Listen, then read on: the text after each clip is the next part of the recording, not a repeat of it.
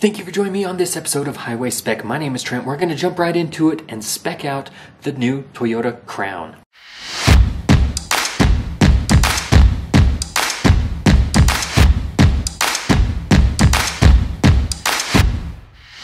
Now, the Toyota Crown is a very interesting vehicle. I love controversial looking vehicles. If you don't believe me, go ahead and click this video. You'll see what I'm talking about. But I like the vehicles that kind of don't fit the traditional mold. At the time when it first came out, the Honda Accord Cross Tour was one that I didn't really like, but over the years I've actually really gone on to appreciate. And I'm wondering if this is going to be the same case with the Toyota Crown. Right now, I don't understand it. It is a sedan that sits up higher, but it's also kind of a hatchback, and it doesn't quite fit any mold. And it offers 340 horsepower, so you'd think I'd like it. However, I can't quite get behind it. So we're gonna take a look at one, build one out, see what it's like, and then we'll decide from there, is it worth the money? So the Crown does start at $39,950. It is offered with a 2.5 liter Atkinson cycle hybrid motor, or it's offered with their new IMAX motor. New IMAX motor. Is it IMAX? iForce Max? Something like that. Anyway, that's a 2.4 liter turbocharged 4-cylinder with a hybrid motor. That makes 340 horsepower.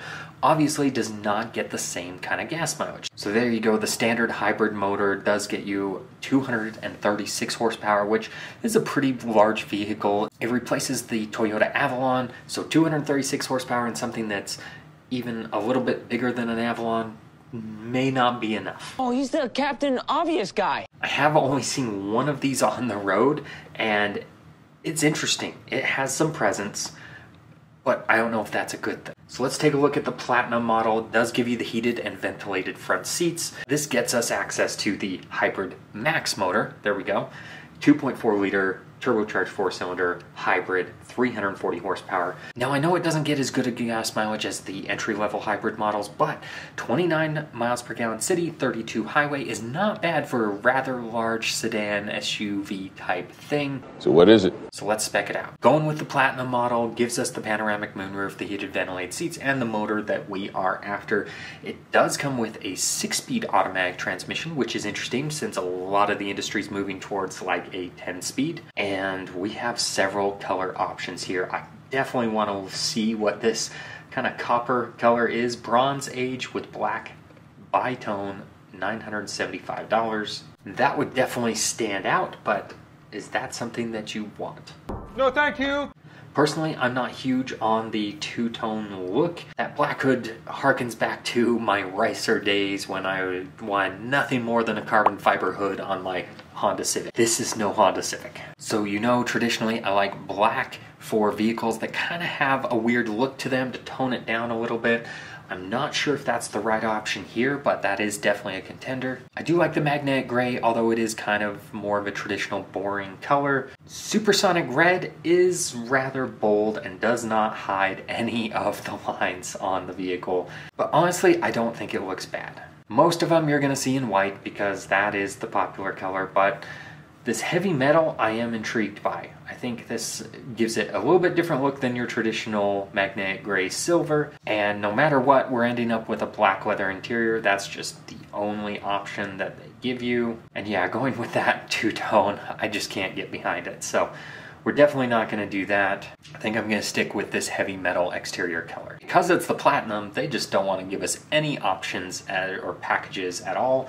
But $52,775 so far. That's a high starting price, but as you can see, we really haven't added anything, so the final price may not be that bad. Okay, in this row, basically the only thing I would add is the door edge guards. I'm kind of surprised the illuminated door sills are not included given the price point. Given how large that front bumper is, I definitely want to do the paint protection film on it as well as coming up the hood and fenders. That adds almost $1,000 to our price. And anybody who has a trunk understands the benefit of a rear bumper applique just to keep dings and dents off of that rear bumper.